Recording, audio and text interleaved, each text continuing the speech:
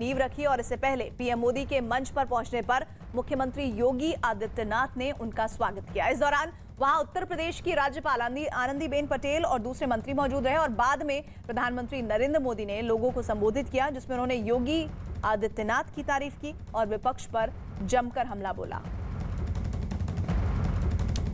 तो 4 तस्वीरें आज के ऐतिहासिक कार्यक्रम की गवाह वाली।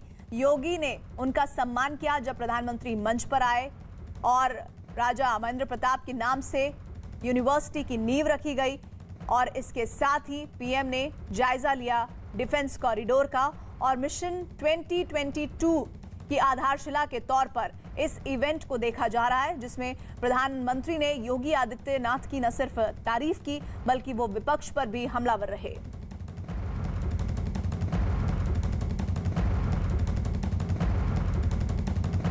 न्यूज 18 की टीम ने राजा महेंद्र प्रताप सिंह के प्रपौत्र से चरण प्रताप सिंह से बातचीत की है, जिसमें उन्होंने महेंद्र प्रताप के नाम पर यूनिवर्सिटी खोले जाने पर खुशी जताई और सरकार से उनके लिए भारत रत्न देने की मांग की। हमारे साथ हैं राजा महेंद्र प्रताप सिंह के प्रपौत्र चरण प्रताप सिंह जी।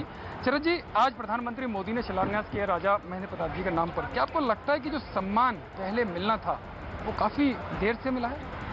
मैं ये बोल बोल के थक गया हूँ, सॉरी कि देर आए दुरुस्त आए। ये बहुत पहले हो जाना चाहिए था लेकिन अब हुआ है। ये बहुत पॉजिटिव मूव है, ये बहुत ऐतिहासिक दिन है कि भारत सरकार ने राजा महेंद्र प्रताप सिंह को विश्वविद्यालय बना के बहुत बड़ा सम्मान दिया है। क्योंकि सरकार ने एक यूनिवर्सिटी की शुरुआत तो कर दी, क्या लगता है कि सम्मान और भी मिलना चाहिए? और भी पुरस्कार हैं जो देश में भारत रत्न जैसे जो यहाँ पर मांग उठ रही है हाथरस और अलीगढ़ की जनता के द्वारा? बहुत लोग जो उनको जानते हैं और जो समझते हैं उनका मानना है कि उनको भारत रत्न मिलना चाहिए। मेरा भी मानना है कि वो भारत रत्न के हकदार हैं, लेकिन ये निर्णय भारत सरकार को लेना है और मुझे ये पता है कि वो भारत के रत्न थे, हैं और हमेशा रहेंगे। एक अंतिम सवाल, जब चुनाव नज़दीक हैं और ऐसे में उनके नाम का प्रयोग करना, उनको सम्मान देना, क्या लगता है कि एक जो समुदाय नाराज है, किसान और खासकर जाट समुदाय जिससे राजा आते हैं, उनको लुभाने की कोशिश? बिल्कुल नहीं, मिलेगा उनको? बिल्कुल नहीं, बिकॉज ये जो निर्णय है ये आज से 2 साल पहले लिया गया था। 2019 में हमारे प्रिय मुख्यमंत्री जी इजलास की सभा में उन्होंने फैसला लिया था कि वो राजा महेंद्र प्रताप सिंह के नाम पे विश्वविद्यालय बनाएंगे। चलिए, बहुत बहुत धन्यवाद। ये चरण प्रताप सिंह जो राजा महेंद्र प्रताप के वंशज हैं, उनका कहना है कि फैसला तो 2 साल पहले ही ले लिया गया था, लेकिन जहां तक राजा महेंद्र प्रताप की बात है तो वो भारत के रत्न हैं, थे और रहेंगे, लेकिन उनको भारत रत्न मिलना चाहिए।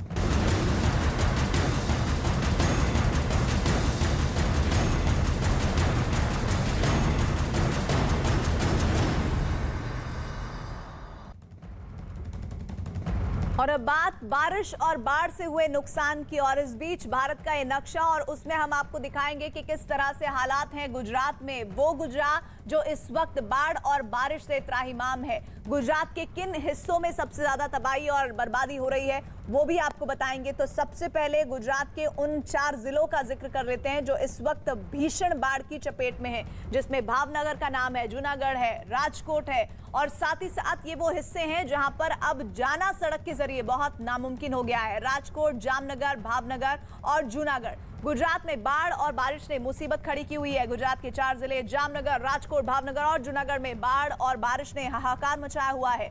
सबसे ज्यादा मुसीबत राजकोट और जामनगर में बढ़ गई है। वहां सड़कों पर पानी भर गया है, कई कारें बह गई हैं, जबकि कई इलाकों में भारी नुकसान भी हुआ है। कई जगहों पर रिहायशी इलाकों में पानी भर गया है, जिसके बाद बड़े पैमाने पर राहत और बचाव का काम जारी है। और आपको आइए अब 3 तस्वीरें दिखाते हैं। गुजरात में बारिश की वजह से नदियां उफान पर हैं, तो कई इलाकों में पानी भर गया है। कुछ इलाकों पर तो पूरी तरह से पानी का कब्जा है, जबकि रिहायशी इलाकों में पानी भरने से मुश्किलें बढ़ गई हैं। लोग घरों में फंस गए हैं, तो पानी की वजह से उन तक मदद पहुंचाने में भी भारी मुश्किल हो रही है। खतरा बढ़ने के बाद वायुसेना के जवान हेलीकॉप्टर की मदद से लोगों को बचाने में जुटे हैं। तो 3 तस्वीरें आपके सामने और ये बखूबी बता रही हैं कि हालात किस कदर मुश्किलों भरे हैं वहां के लोगों के लिए। बाढ़ से बिगड़ गए हैं हालात, रिहायशी इलाकों में पानी ही पानी नजर आ रहा है। लोगों को रस्सी की मदद से अपने घरों से निकालने की कवायद है और उसके बाद उनको हेलीकॉप्टर से करना पड़ रहा है रेस्क्यू, क्योंकि एयरलिफ्ट ही अब एक जरिया रह गया है जिसमें लोगों को महफूज ठिकानों पर पहुंचाने की कवायद हो रही है। इन 3 तस्वीरों के जरिए आप ये समझिए कि वहां पर रहना, वहां जो लोग इस वक्त मौजूद हैं, उनके लिए मुसीबतें कितनी ज्यादा हैं।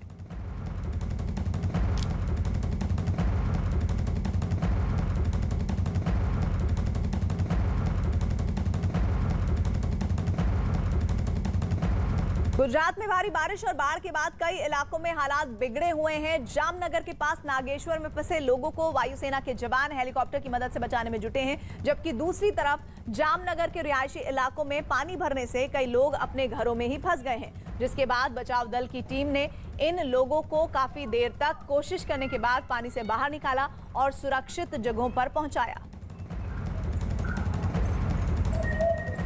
तो 2 तस्वीरें, वायुसेना ने मदद की है, देवदूत बनकर आए हैं और ऐसे में रिहायशी इलाकों में किस कदर खंभों की मदद से एक टेम्परेरी पुल बनाया जा रहा है। लोगों के घरों के एक छोर पर वो हिस्सा है और दूसरे छोर पर रेस्क्यू टीम का हिस्सा है जो वहां से उन लोगों को निकाल रहे हैं और इस टेम्परेरी पुल के जरिए ही इस सैलाब के बीच से लोगों को रास्ता पार करना पड़ रहा है। इसमें बड़े बुजुर्ग सभी शामिल हैं, बच्चे भी हैं, महिलाएं भी हैं, जिन्हें इस आफत से निकाल कर यहाँ से हेलीकॉप्टर के जरिए रेस्क्यू किया।